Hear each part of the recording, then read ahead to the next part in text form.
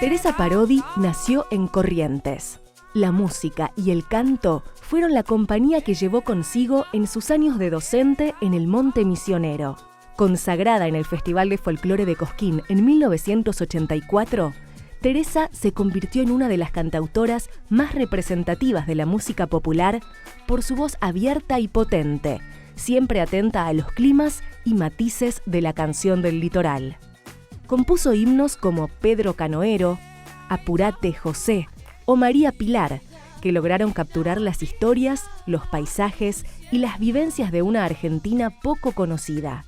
Parodi compartió escenarios con Astor Piazzolla y Mercedes Sosa, cantó en festivales de todo el país y grabó más de 20 discos. Obtuvo los premios Conex de Platino, Camín de Oro a la Trayectoria, el Premio Gardel y el Premio Nacional de las Artes por su canción Aún Caminan Conmigo. Señoras y señores, con nosotros, Teresa Parodi. Hola, bienvenida, Teresa. Querido. Gracias, querido. ¿Cómo estás? Bien, muy bien. Bueno, yo te doy las gracias porque la verdad que hace mucho que te quiero tener aquí y por fin lo logramos. Una suerte, sí. Muchas gracias. Bueno, una de tus canciones se llama Mi nostalgia, mi pueblo. Así es. Y es una canción que habla de volver al pueblo, ¿no? ¿Vamos a volver? ¿Volvemos un poquito? Vos sabés que esa canción la escribí cuando, al poco tiempo de haber venido acá. Yo llegué en el año 79. Y siempre ese tema del volver o no volver, o volver, pero que ya no esté lo que vos tenías en tu lugar, y entonces, digamos, no sé si se vuelve, ha sido para mí una constante en la canción. Hasta hace poco sigo escribiendo eso y tengo la sensación, pese a que hace 33 años que vivo acá, que mi valija está abierta y en medio, digamos, vaciar, digamos, como que no terminé de sacar todo lo que traje y como que no la he cerrado nunca, ¿no? Es extraño el tema ese para mí, es muy fuerte. Sí, Troilo decía, ¿cómo me voy a ir si siempre estoy... Sí, siempre estoy volviendo. Volviendo. Sí, es bellísimo ese poema. Y también, ¿no?, uno podría decir que siempre se está yendo uno, ¿no? O, claro, que no se terminó de ir nunca. Claro, quizás esta profesión, este oficio de cantora de pueblo, en pueblo, haga que siempre tenga que tener la valija a medio armar, ¿no? Lista para salir de vuelta. Pero el asunto es irte de tu lugar, de tu entorno, de tu hábitat, de tu gente, de los olores, los colores. Que también en el caso mío fue irme de mi... no sé cómo explicarte, de la forma que se mira al mundo desde Corrientes, ¿no? Que es de donde yo soy. Se mira en forma muy diferente desde el interior del país, este país y cualquier otra parte del mundo, que desde Buenos Aires, ¿no? Y Corrientes es una de las ciudades más viejas de la Argentina. Sí, es generadora de cultura en esa región, como lo es Santiago del Estero en la otra región, y tiene una enorme identidad, ¿no? Una casi cerrada, te diría, encriptada, ¿no? Tremenda, que es de la que es difícil, con la que es difícil convivir y de la que es difícil salir. O sea, todo lo que es virtud tiene alguna arista... Y sí, la convierte en muy cerrada. Dolorosa. No nos olvidemos que la Mesopotamia, durante mucho tiempo en la Argentina, hasta que aparecieron los puentes, los túneles y demás, éramos como una gran isla en la que los sonidos y lo que compartíamos era como solo nuestro, ¿no? De golpe era muy esporádico que aparecieran cosas de otros lugares. La universidad fue una de las razones por las que vino mucha gente de otras provincias a vivir a Corrientes. La Universidad del Nordeste, el rectorado, la sede madre de la universidad está en Corrientes y comparte con el Chaco las distintas facultades, ¿no? Y eso es lo que comenzó de alguna manera a armar este puente hacia el continente, digamos, desde Corrientes. Una prueba de ese aislamiento es que Corrientes hoy uno está en Corrientes O uno puede viajar a Corrientes y aterrizar en el Chaco y volver. Y viceversa. Exactamente, ese puente ha sido milagroso. Sí. Originalmente el Chaco era la zona del desierto verde, salvaje, riesgosa, mientras que, y eso fue durante siglos, ¿no? Claro, claro. Luego el Paraguay, que es muy parecido, uno podría decir que toda esa región es parte del Gran Paraguay, de la cultura guaranítica. Y bueno, la nación guaraní ha marcado muchísimo a toda nuestra cultura, ¿no? Estamos atravesados por eso. Y compartimos, por ejemplo, yo me siento en el Paraguay, voy al Paraguay, pero es mi hábitat, yo estoy igual, ¿no? El color, el calor, el clima, la gente, la manera de hablar.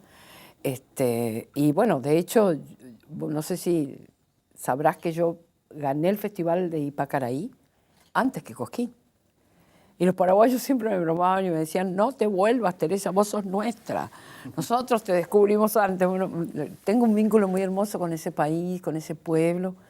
Y la verdad es que más allá de la guerra de la triple infamia, que siempre es una vergüenza para nosotros, la verdad es que es muy hermoso como ellos me reciben a mí, ¿no? Claro, para los paraguayos la actitud argentina de esa guerra es una traición imperdonable. En ese punto nos reprochan más a nosotros que al Brasil. Totalmente.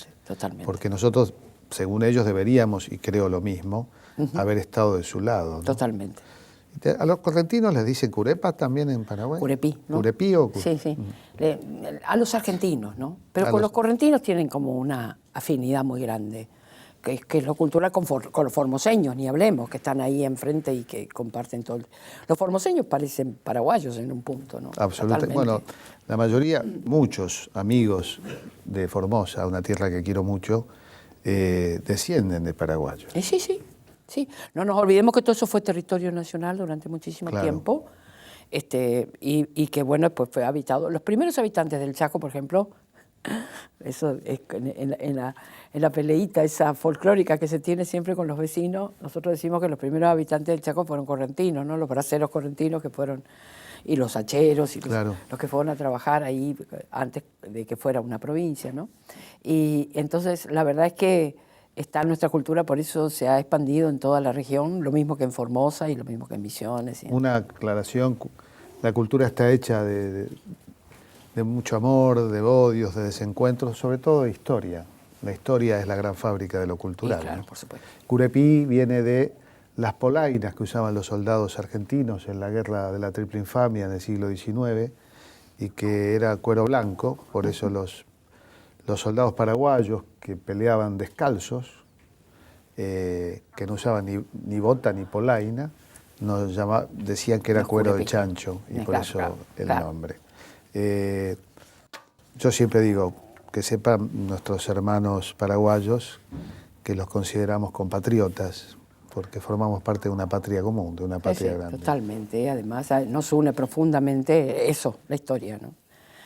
Nos atraviesa la historia compartida, regional. Yo amo ese país. Siempre he pensado que si alguna vez no viviera aquí, elegiría vivir en el Paraguay. Te tira el río también, ¿no? Porque el río, a los porteños nos tira, muchos porteños, a mí me tira el río muchísimo más que el mar. Y, mira vos. Bueno, acá llamamos mal del sauce a ese padecer que tuvo Horacio Quiroga, el padre de Che Guevara, por ejemplo, ¿no? Ajá. Mira vos, porque a mí, ¿sabés cuál fue la sensación que yo tuve cuando llegué a esta ciudad? Que me daba la espalda, que da la espalda, y que da la espalda al río. En Corrientes, en el litoral, el río es fundamental para nosotros. Tenemos una relación mística tremenda, que aún es inconsciente en muchos casos, pero de gran atracción, porque el río nos trae todo, la vida y la muerte, y además es nuestro canto más íntimo, es el que nos hace ir más lejos, es el que seguimos con la mirada porque sabemos que va hacia el infinito, y tanto como el cielo, digamos, hay una relación, un todo envolvente con el río que es muy intenso, y sin embargo acá yo he sentido que esta ciudad en general No es como Montevideo, que por ejemplo sí pareciera estar abierta al río. Buenos Aires me daba la sensación de que está de espaldas al río. Una teoría, Ajá. una teoría que yo tiene que ver con la geografía, es que nosotros somos de la orilla del barro, mientras que Corrientes y Uruguay son de la orilla de piedra, de la orilla de arena.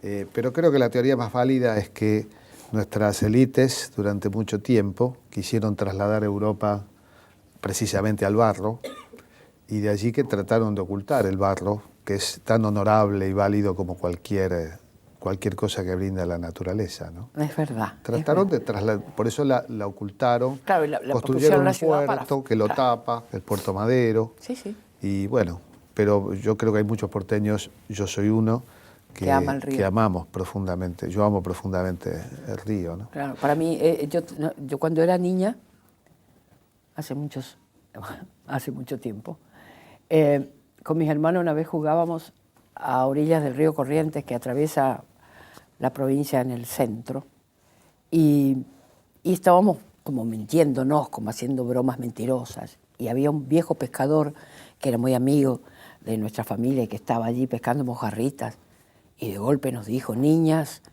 con voz seria así, delante del río no se miente. Nosotros quedamos, o sea, esta veneración, esta cosa con el río, ¿no?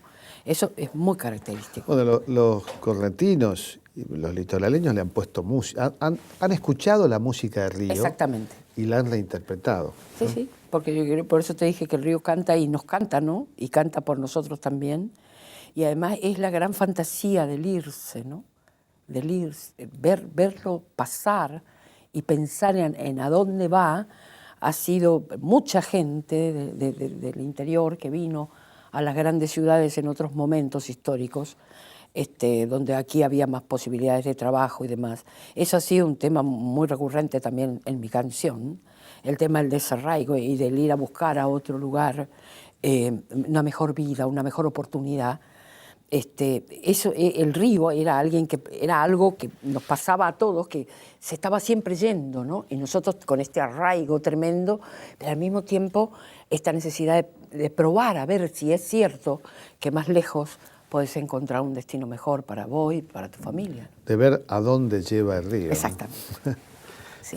Viviste también, vos sos maestra. Sí, me recibí muy jovencita, me recibí a los 16 años, porque en aquella época no era tan rígido empezar la escuela. Y con mi madre, mi casa era una escuela, porque mi madre era profesora. Era lo que se llamaba una adelantada, ¿no? Sí, yo ya leía y por lo demás, tanto era ¿no? la más bajita del grado. Entonces. Sí, sí, pero yo ya leía y demás, entonces me dejaron entrar al primer grado y bueno, me recibí a los 16 años de maestra y empecé a estudiar literatura en el Chaco, cuando todavía no había puente, o sea que cruzábamos en balsa, en vaporcito, y era toda una odisea maravillosa, porque la Facultad de Humanidades estaba del otro lado del río, en el Chaco, ¿no? Cerca de Resistencia. Y lo cierto es que mientras entré a la facultad y demás, empecé a militar en la Juventud Peronista. Y empecé a pensar en ir a buscar un lugar donde mi trabajo militante hiciera falta. Y me di cuenta que por ahí era en la docencia. Se sabía siempre que había lugares en donde era muy difícil que se queden los maestros. Y entonces empecé a tener este sueño y este sueño y este sueño. Y de golpe, bueno, pese a las protestas de mis padres y demás, dejé la facultad y me fui al Monte Misionero a los 19 años. ¿Qué zona de Misiones? El Dorado, El Dorado. pero en la Picada Suiza, en el kilómetro 28, en el monte pleno monte. El vecino más cerca estaba a 2 kilómetros. Y yo vivía en la escuelita. Me había casado. ¿Tus hijos nacieron allí? No. Nacían en Corrientes porque me las arreglaba Claro, para que nazcan. Pero volví a Misiones yo tengo 5 hijos, no todos, hasta la tercera más o menos, y después ya los 2 últimos ya vivían en Corrientes de vuelta con los 2 últimos hijos. Qué notable, pensaba, la verdad me hiciste pensar y recordar esa geografía, ¿no? Donde el río marca, une, integra, pero también las diferencias que hay, porque uno en general dice viajar, pero enfrente está Chaco tan distinto, porque cuando yo decía lo del barro, lo quiero aclarar, es porque el río viene de tal forma que tira sobre una de sus orillas arena, las orillas de Corrientes son transparentes, y la otra orilla es aluvional, Sí, inundable, exactamente. menos elevada, y allí va para el barro, porque esa es la naturaleza del río, como que deposita el barro, y lo mismo nos pasa a nosotros los porteños. Claro, por eso con Claro, Montevideo. lo aclaro porque no es que no es una metáfora, es... No, lo dijiste claro, es real. geográficamente pasa. Y luego está Formosa, que está el río Paraguay, y está Misiones, que tiene, bueno, todavía mantiene zonas de selva, Corrientes con los esteros liberados. No es propaganda turística esto, es realmente... Y lo cultural, cómo la naturaleza determina lo cultural. Total, definitivamente. Uno está marcado por la naturaleza, ¿no?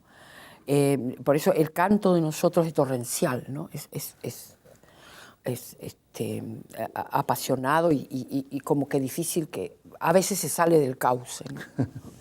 Porque es así, muy abierto y avanza como una cosa. Torrencial es la palabra que más me parece que... Torrencial en el chamamé, pero también, bueno, de pronto tiene la calma de una guaraña. Claro, la guaraña es más paraguaya. Claro. Nosotros le llamamos a ese mismo aire de canción más sensual y más acariciante, digamos, le llamamos canción correntina. Compartimos también con el Paraguay otras formas musicales, pero fundamentalmente esa.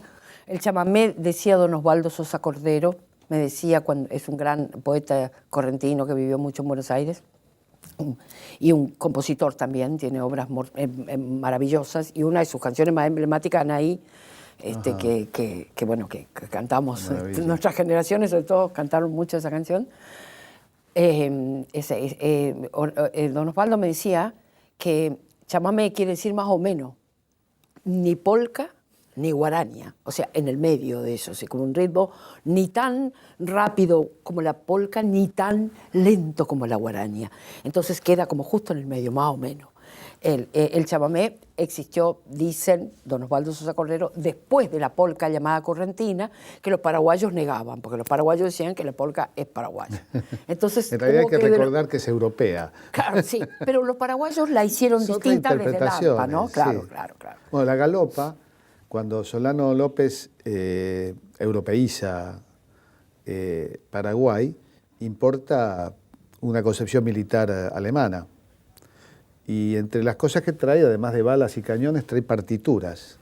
Y trae partituras de una música que se llama el calop, que los paraguayos reinterpretan y es la galopa. Sí, claro. O sea que la identidad es también el modo en que tenemos de reinterpretar lo universal y hacer lo propio, ¿no? Y claro,